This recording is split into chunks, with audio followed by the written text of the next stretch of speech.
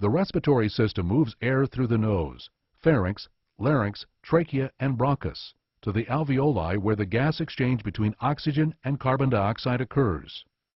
Nares are the openings to the nose. The nasal cavity is lined with cilia, mucous membranes, and blood capillaries. The air is filtered by cilia, moistened by mucous membranes, and warmed by the blood. Air moves into the pharynx or throat, the common passageway for food and air. Air continues on to the larynx. The epiglottis, a flap of tissue in front of the larynx, closes off the larynx when swallowing to prevent food from entering. The larynx or voice box contains the vocal folds. The trachea or windpipe connects the larynx to the bronchial tree. The cartilage rings of the trachea prevent the trachea from collapsing. Lungs are spongy tissue with alveoli and blood capillaries. Breathing occurs because of the expansion and contraction of the lungs. The bronchi carrying the air subdivide into smaller branches called bronchioles. At the end of each bronchiole are the alveolar sacs. The alveolar sacs are surrounded by blood capillaries and contain millions of single-layer alveoli cells where the gas exchange takes place. Oxygenated air goes from the nose to the pharynx, larynx, trachea, bronchus, and alveoli. By the process of diffusion, oxygen in the air moves from the alveoli to the capillaries. Carbon dioxide moves from the capillaries to the alveoli and is exhaled. This process is called respiration.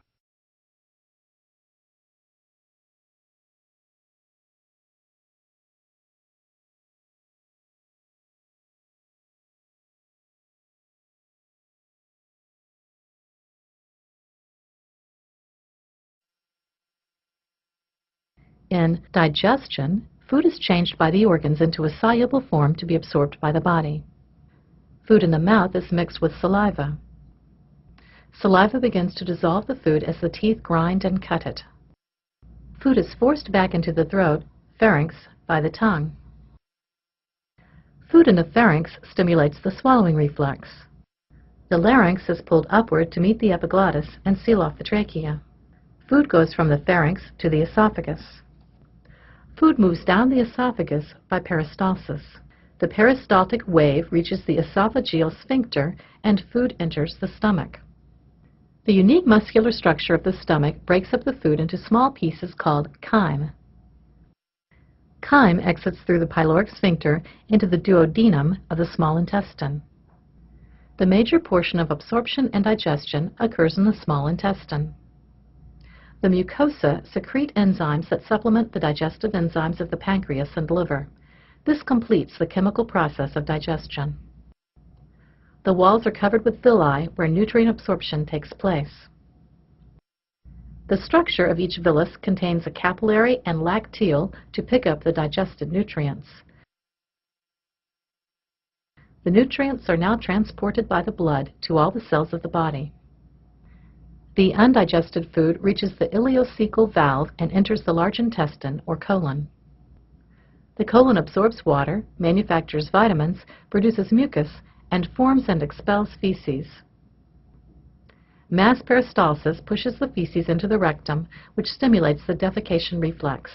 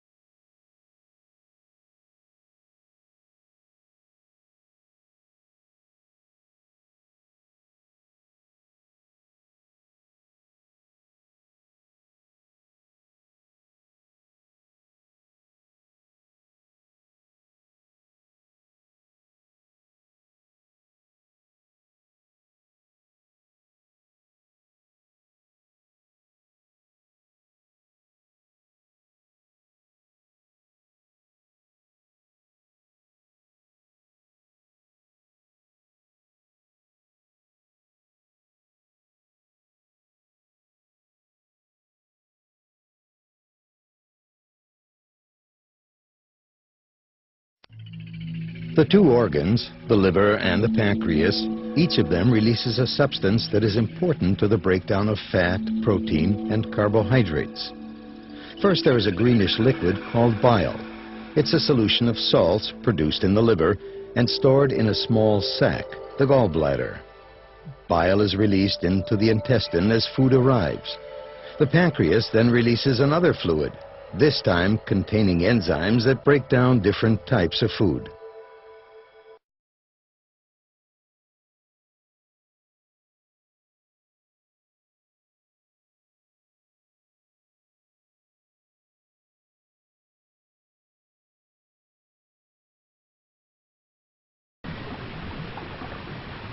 As we've just seen, the process of digestion and absorption releases nutrients into the bloodstream.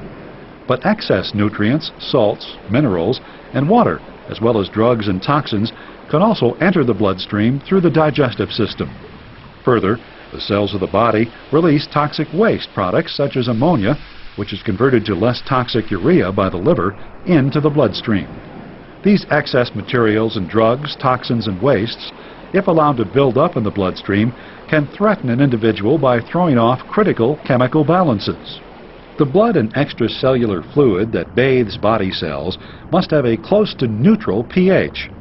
Precisely regulated concentrations of various salts, appropriate levels of water and dissolved substances, and of course, cellular waste products must not be allowed to reach toxic levels. The burden of maintaining proper chemical balance or homeostasis in the body falls largely on the kidneys. Human kidneys are paired, kidney bean-shaped organs located on either side of the spinal column and extending slightly above the waist.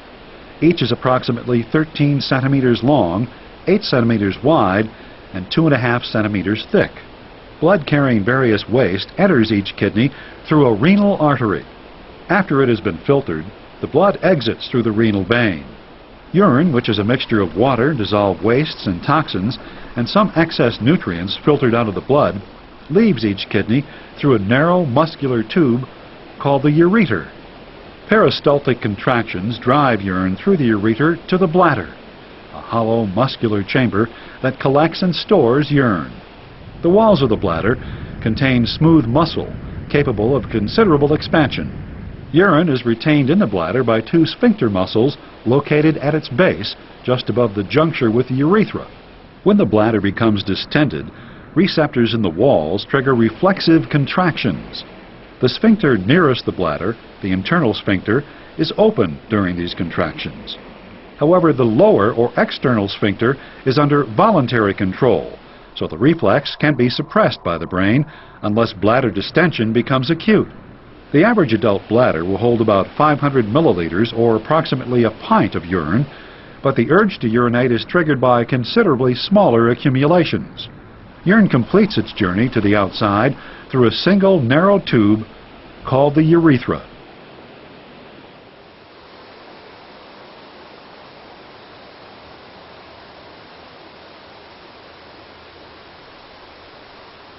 The kidney contains a solid outer layer where urine is formed and a hollow inner chamber called the renal pelvis, which is a branched collecting chamber that funnels urine into the ureter. The outer layer of the kidney is divided into a fan-shaped inner renal medulla and an overlying renal cortex. Microscopic examination of these structures reveals an array of tiny individual filters or nephrons. Over 1 million nephrons are packed into the cortex of each kidney, with many extending into the renal medulla. Blood is conducted to each nephron by an arteriole that branches from the renal artery. Within a cup-shaped portion of the nephron, the Bowman's capsule, the arteriole branches into a network of approximately 50 microscopic capillaries that form an intertwined mass, the glomerulus. The arteriole leaving the glomerulus is smaller in diameter than the one coming in, creating pressure within the structure that forces water and many dissolved substances such as urea, glucose, salts, amino acids, and certain vitamins through its extremely permeable capillary walls in a process called filtration. The resulting fluid, called filtrate, is collected in the Bowman's capsule for transport through the tubule.